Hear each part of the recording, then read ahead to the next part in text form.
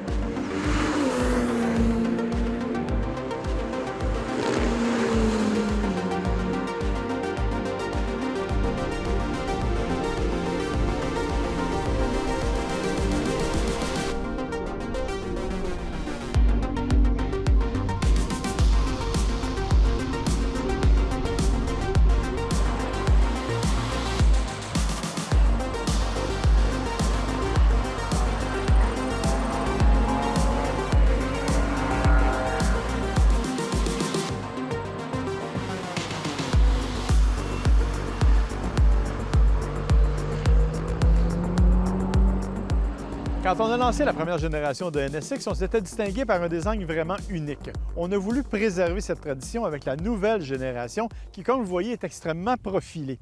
Bien sûr, on a gardé certains éléments caractéristiques de la marque Acura, notamment les grilles en nid d'abeille que l'on retrouve un peu partout, bien sûr, dans la calandre, mais aussi dans toutes les portions aérodynamiques. Autre élément fort important, bien entendu, pour une voiture de cette nature-là, c'est la silhouette, très profilée, on le dit, avec un capot qui s'allonge vers l'arrière. Détail intéressant, c'est un moteur central. Ça permet donc d'avoir un équilibre poids qui permet une meilleure tenue de route. Autre élément particulier, on a beaucoup misé là-dessus chez Acura, c'est le centre de gravité qui est très bas. Bien sûr, ça ne facilite pas l'entrée et la sortie, surtout avec des gens ayant ma silhouette, mais quand même, ça permet d'avoir une conduite absolument exceptionnelle. Pour le reste, c'est évidemment une super voiture, une voiture sport qui se distingue. Les couleurs aussi que l'on a choisies du côté d'Acura ne sont pas nécessairement discrètes, comme vous le voyez là, orangé. Et on a misé sur un allègement de la totalité de la structure en maximisant l'usage de l'aluminium parce que, et on va y revenir, on a dû utiliser des batteries parce qu'il s'agit aussi d'un moteur hybride.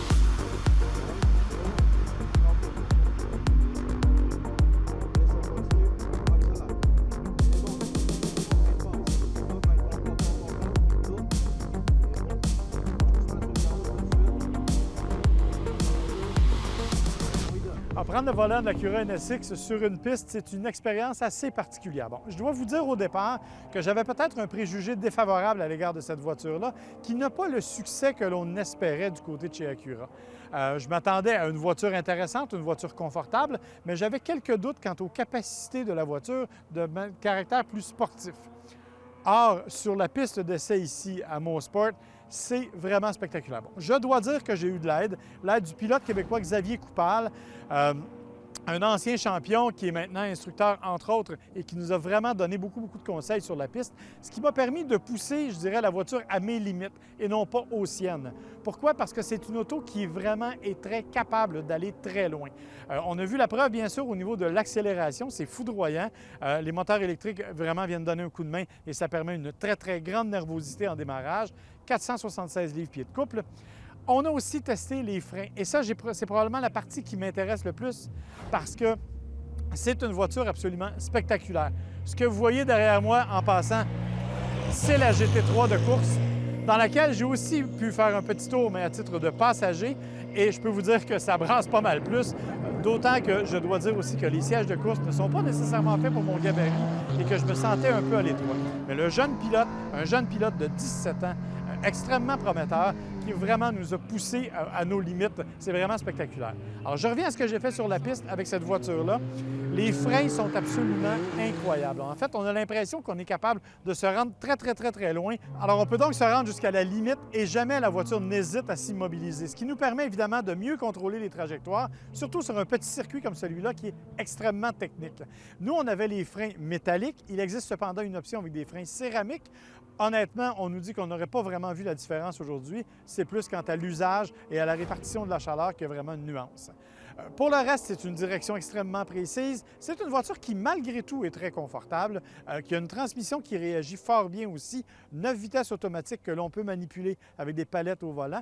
Je vous avoue que parfois, j'avais les mains un peu trop occupées ailleurs pour m'amuser avec ça, mais à un moment donné, on est devenu plus habitué et ça nous a permis vraiment de pousser à l'extrême. Alors, j'ai atteint, je dirais, pas mal mes limites sur la piste. C'est une voiture qui est aussi jolie qu'efficace et performante. Honnêtement, ça m'a vraiment donné une toute autre image de la Acura NSX et ça m'a permis de donner aussi une toute autre image de mes capacités de pilote.